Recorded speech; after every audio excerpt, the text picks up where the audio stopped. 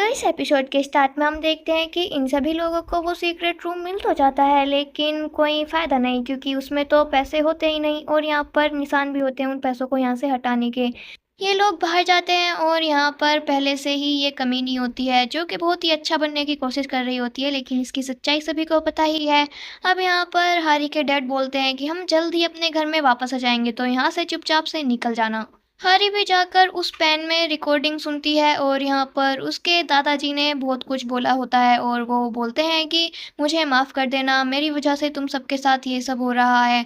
मैं तुमसे सच में बहुत प्रेम करता हूँ। वो यहाँ पर इन सभी को प्यार तो करते थे, लेकिन उस कमीनी की वजह से सब बर्बाद हो गया। अब यहाँ पर उनका फ्यूनरल होता है और उसके बाद हरी सैड होकर बैठी हुई होती है और योनू से बोलती है कि ये सब कुछ ऐसे लग रहा है जैसे कि कोई प्रैक्टिस हो। तो फिर योनू बोलता है कि मतलब, तो फिर वो बोलती है कि मेरे मरने के बाद भी तो ऐसा ही होगा ना, सब यहाँ पर मुझे दफनाकर अकेला छोड़कर चले जाएंगे। अब योनू और ये दोनों ही उदास हो जाते हैं।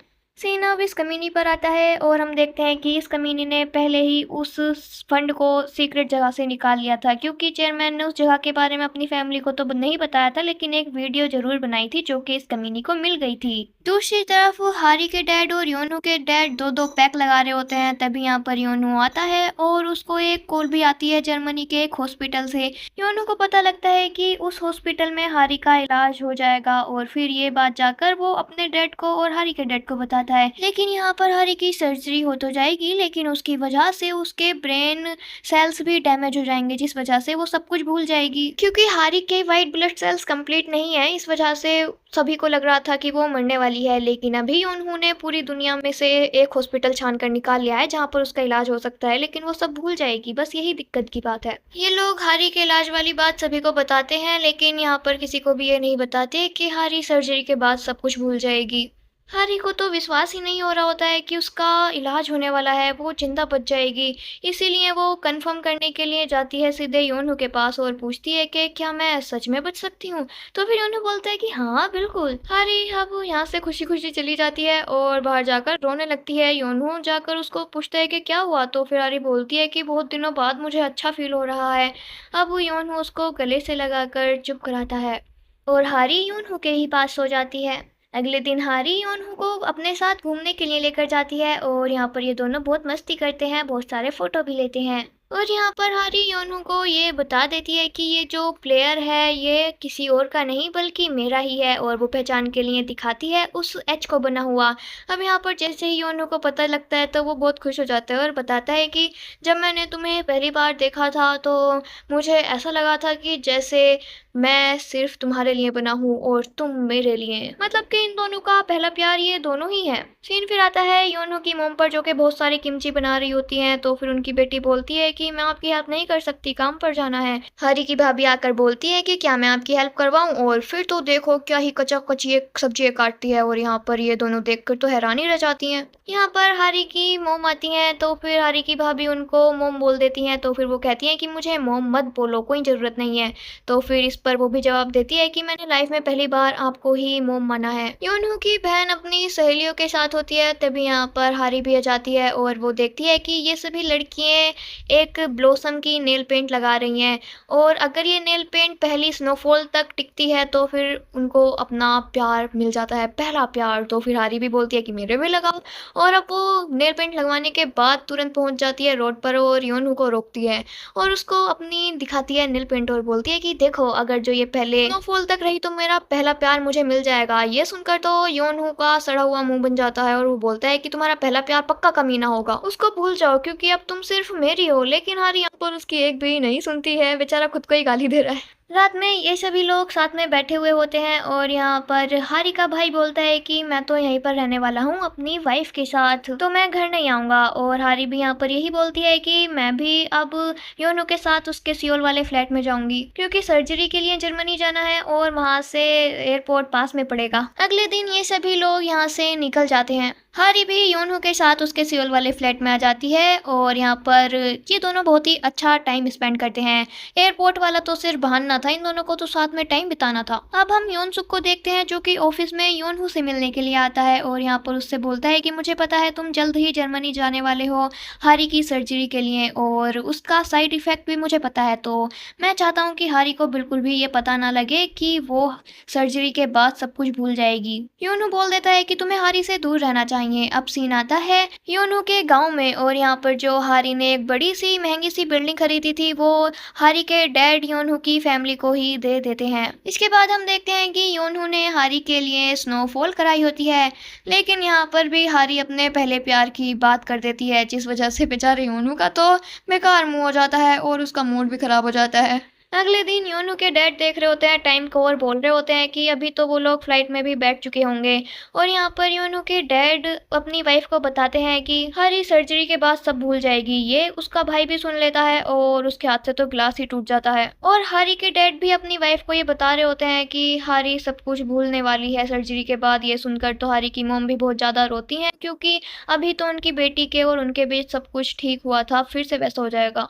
हारी और योनू को हम लोग फ्लाइट में देखते हैं और ये भी देखते हैं कि योनसुक भी जर्मनी के लिए निकल जाता है। हॉस्पिटल में जाने के बाद योनू हारी को सच बता देता है कि तुम सर्जरी के बाद सब कुछ भूल जाओगी। ये सुनते ही हारी तुरंत सर्जरी के लिए मना कर देती है और बोलती है कि जिन यादों की वजह से मैं जीना चाहती हूँ वही भूल जाऊंगी तो मैं जीकर करूंगी ही क्या। और वो सर्जरी के लिए मना करके यहाँ से जाने लगती है। योनू उसके पीछे जाकर उसको मनाने की कोशिश करता है लेकिन वो बिल्कुल भी नहीं मानती। अगले दिन हारी योनू को एक जगह पर लेकर आती है जहाँ पर वो अपने हनीमून पर आए थे और वो यहाँ पर योनू को बहुत सारी बातें याद दिलाती है और बोलती है कि मैं इन सभी यादों को याद रखना चाहती हूँ, भले ही मेरे पास कम टाइम हो लेकिन मैं फिर भी इन्हीं सबको याद करके जीना चाहूंगी। मैं अपनी पहले ही सारी अच्छी यादें भूल चुकी थी और अब मुझे फिर से वो सब याद आया है तो फिर मुझे भूलने मत दो। अब हम देखते हैं कि ये सभी फैमिली वाले एक जगह पर इकट्ठे हुए हैं ताकि वो हारी से वीडियो कॉल पर बात करके उसको मना सकें सर्जरी के लिए, लेकिन ये लोग ऐसा नहीं कर पाते और यहाँ पर हारी के डैड उसको बताते हैं कि तुम्हारी बीमारी के बारे में पता चलते ही मैंने दुनिया के सभी हॉस्पिटल्स में और डॉक्टर्स से बात की। मुझे हर जगह पर एक ही बात सुनने को मिली कि योनहू नाम का एक लड़का पहले ही इस बारे में मुझसे बात कर चुका है। अभी यहाँ पर इन सभी लोगों को रोना आ जाता है, इस वजह से ये लोग लैपटॉप को बंद कर देते हैं, लेकिन सभी पीछे से बहुत ही ज़्यादा रो रहे होते हैं और उनको रोते हुए देखकर हारी को भी रोना आ जाता है। फिर हम हारी की भाभी को देखते हैं और यहाँ पर उससे कमीनी मिलने के लिए आती है और बोलती है कि तुम्हें क्या लगता है ये फैमिली वाले तुम्हें अपनाएंगे। यहाँ पर हारी की मोम आकर भी इनकी बातें सुनने लगती है तो यहाँ पर ये बोलती है कि मैंने जो गलतियाँ की हैं मैं अब वो फिर से नहीं करना चाहती, मैं लॉयल बन के रहूंगी अपनी फैमिली के लिए। ये कमीनी हारी की भाभी को फोर्स करने लगती है तो हारी की मोम तुरंत आकर हारी की भाभी को डांट लगाती हैं और उस कमीनी से बोलती हैं कि ये लड़की जैसी भी है लेकिन मेरे बेटे ने इसको माफ कर दिया है तो फिर तुम्हें बीच में आने की कोई भी जरूरत नहीं है। और ये बोलकर वो बच्चे को लेकर यहाँ से चली जाती हैं। इधर योनू हारी को मनाने की बहुत कोशिश कर रहा होता है लेकिन हारी नहीं मान रही होती है, बस ये दोनों रोए जा रहे होते हैं। अब क्योंकि हारी नहीं मान रही है तो फिर योनू हारी से गुस्सा हो जाता है और उसको जलाने लगता है दूसरी लड़कियों के सामने कूल बनकर।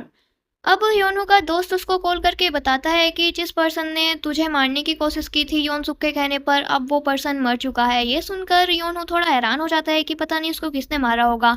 इधर पुलिस स्टेशन में हमें ये पता लगता है कि जहाँ पर उस पर्सन की लाश मिली थी वहाँ पर उस खूनी के फिंगरप्रिंट और बाल भी मिले थे और वो खूनी इस टाइम पर जर्मनी में है।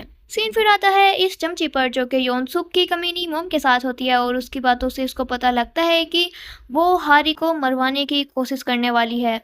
ये चमची खुद को रोकती तो बहुत है लेकिन फिर भी वो योनू को कॉल करके पूछ ही लेती है कि तुम लोग ठीक हो क्या। और यहाँ पर वो ऐसा नॉर्मली नहीं करती है, इस वजह से योनू को शक हो जाता है कि पक्का कुछ तो गड़बड़ है, इसीलिए वो तुरंत भागकर अपनी हारी के पास जाता है। लेकिन यहाँ पर उसी के सामने हारी की कार को एकदम ठोक दिया जाता है।